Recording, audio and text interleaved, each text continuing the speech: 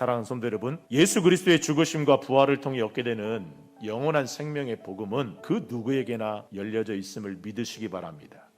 이 복음에는요, 차별이 없습니다. 로마서에 보면 사도 바울은 이렇게 기록하고 있어요. 로마서 10장 9절부터 12절 말씀. 네가 만일 내 입으로 예수를 주로 시인하며 또 하나님께서 그를 죽은 자 가운데서 살리신 것을 네 마음에 믿으면 구원을 받으리라. 사람이 마음으로 믿어 의에 이르고 입으로 시인하여 구원에 이르느니라. 성경에 이르되 누구든지 그를 믿는 자는 부끄러움을 당하지 아니하리라 하니 유대인이나 헬라인이나 차별이 없습니다. 한 분이신 주께서 모든 사람의 주가 되사 그를 부르는 모든 사람에게 부유하시도다. 누구든지 예수 그리스도의 복음을 듣고 입으로 시인하여 마음으로 믿으면 하나님의 자녀가 되고 천국 백성이 될 수 있다라는 것입니다.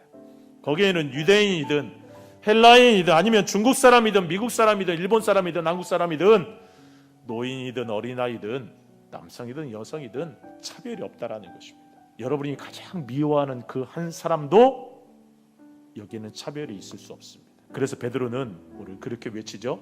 그 유대교 그리스도인들에게 뭐라고 합니까? 17절 말씀. 우리가 주 예수 그리스도를 믿을 때에 주신 것과 같은 선물을 그들에게도 주셨으니 내가 누구이기에 하나님을 등이 맡겠느냐. 우리에게 주셨던 그 구원의 선물, 그 복음을 그들에게도 주셨는데 내가 어떻게 그 하나님의 손길을 맡겠느냐라는 거예요. 사랑하는 성도 여러분, 복음은 누구에게나 주어지는 하나님의 선물인 줄 믿으시기 바랍니다. 우리는 그 사람을 바라보면서 외모, 학력, 아니면 그 사는 행세, 그런 것들을 바라보면서 그 사람을 평가하고 하지만 하나님은 그렇지 않습니다.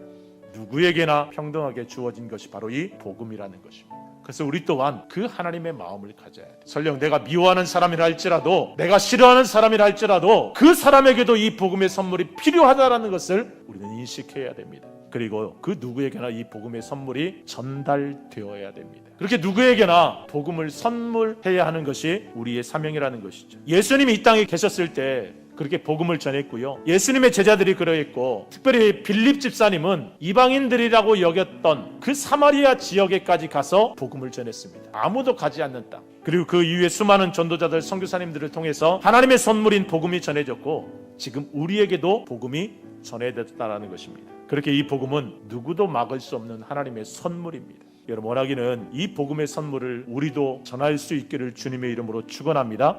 감사한 것은 이 복음을 전하는데 나 혼자 하지 않는다라는 거예요. 나와 함께 하는 동역자가 있다라는 것이죠. 가장 먼저 내 안에 나와 함께 하시는 성령님께서 나를 도와주실 것입니다. 그리고 또 옆에를 한번 바라보세요. 서로 이렇게 한번 말해 주십시오. 제가 함께 하겠습니다. 제가 돕겠습니다. 제가 기도하겠습니다. 새생명 축제라는 이름으로 앞으로 50일 동안 여러분 하나님의 선물인 이 복음을 전하는 일에 바로 우리와 함께할 동역자들입니다. 사랑하는 성도 여러분, 원하기는 이 복음의 선물을 전달해야 할 사명이 나에게 있다는 것을 반드시 기억하시기 바랍니다. 이 복음의 선물이 전달되지 않는다면 복음을 듣지 못한 그 사람은 영원한 사망에 이를 수밖에 없습니다. 원하기는 이 복음의 선물이 나를 통해서, 우리를 통해서 그 사람, 그리고 더 많은 사람들에게 전달되고 증거되는 하나님의 선물이 될 수 있기를 주님의 이름으로 축원합니다.